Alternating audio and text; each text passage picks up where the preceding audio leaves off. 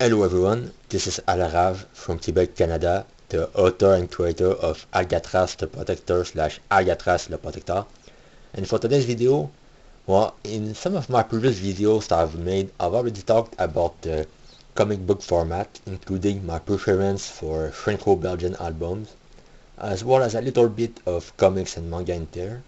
So this time, I figure I would do a ranking video to compare all the three of them, so to talk about which one I prefer in their respective order.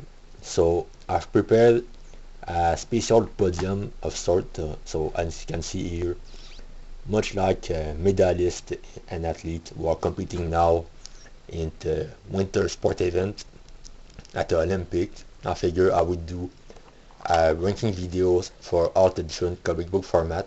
So let's get right into it. So in the first place, I've already talked about it, but just in case, that would be a franco-belgian album. Now the reason for that is very simple.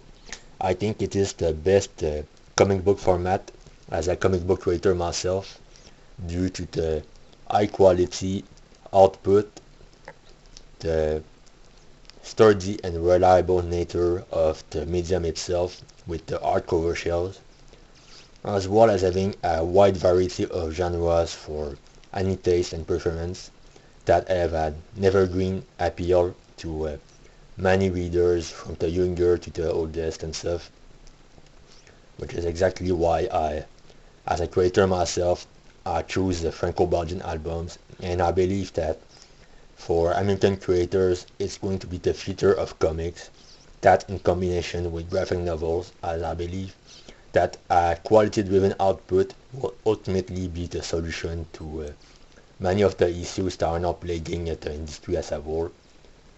But with that being said, there might be some barriers and some resistance because of the high cost involved with the materials necessary to print this type of comics that are passed down to the consumers, but I think the benefit of franco-belgian albums do outweigh the negatives in the long run, as these are meant to be sturdy and built to last, so they can be enjoyed for many long periods of time.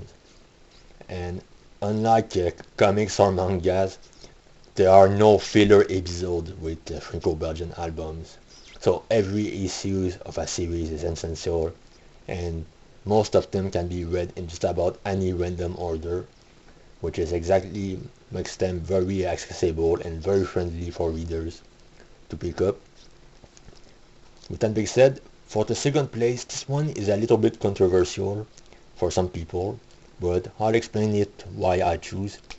That the second spot, which would be the silver medalist of this particular video, would be the traditional American comics, because yes, we do love to complain about the old school publishers and the corporate stuff, but I actually like the American comics, especially there's the characters in particular that I really enjoy, but there's also the shared universe aspect, the idea that you have many different type of characters, from the street level characters to the cosmic stuff, that they all coexist within the same space. So having all these different type of characters and stuff existing within the same space and playing with one another can lead to really epic storylines and lot of lores and world building and stuff, which is why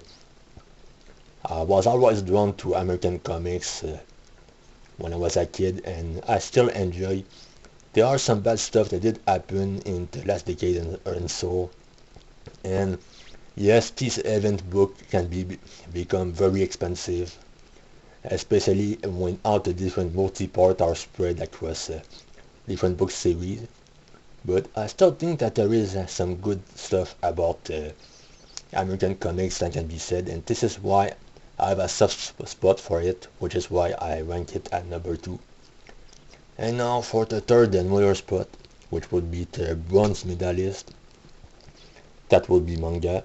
And as a disclaimer, I don't dislike manga at all. I think they are awesome. The reason why I put them at the number 3, it really comes down to my personal experience. So this could have been different if I had started reading manga now, because there is a lot of great stuff in it, but when I was a kid, most of my exposure to mangas and stuff came from the anime and stuff. There were stuff like Pokemon, Digimon, Cardcaptor Sakura, Dragon Ball, stuff like that. I knew about it, but I was never really drawn into it. It just seemed like the rapid production schedule of these books and the repetitive nature of the shonen trope and stuff.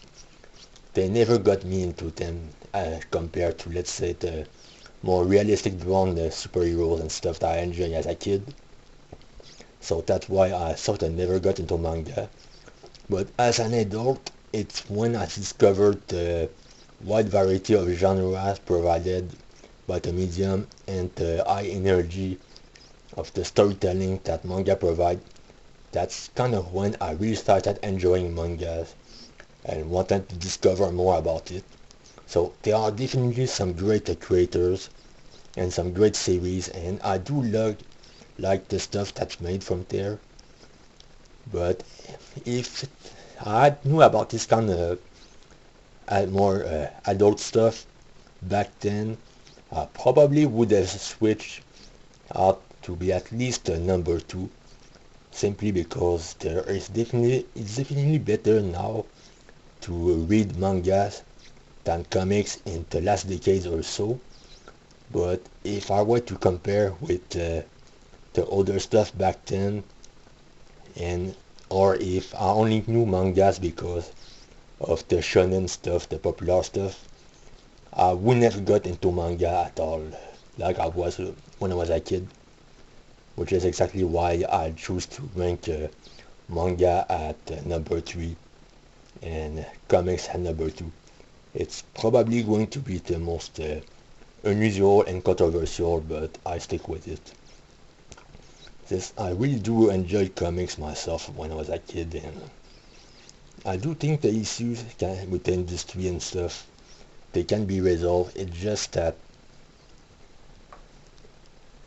there's been a lot of politics in the last decade and so, and a lot of that is that the success of these big multimedia stuff, such as the movies, the video games and stuff, simply failed to translate into an increased readership, like at all, simply because of the complete absence of synergy.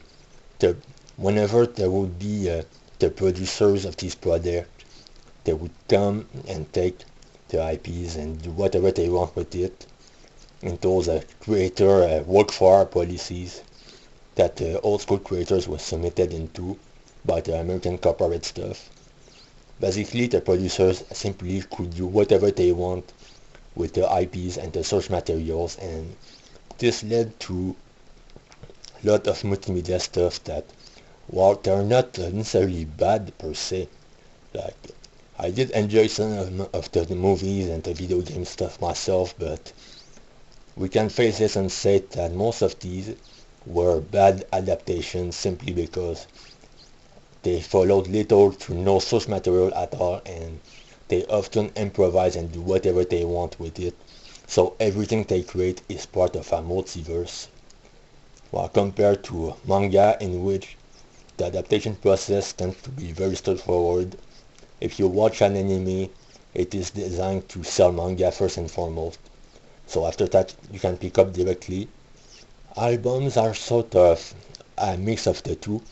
Some series do take liberties with some of the bigger IPs, but it tends to be a lot more consistent and true to the source material that most of the, let's say, the comics themselves from the Americans.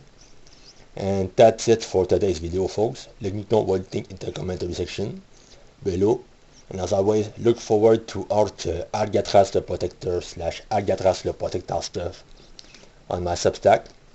The links are available in the description below or my channel page. And with that being said, thanks for watching, and we'll see one another very soon. Enjoy the reading.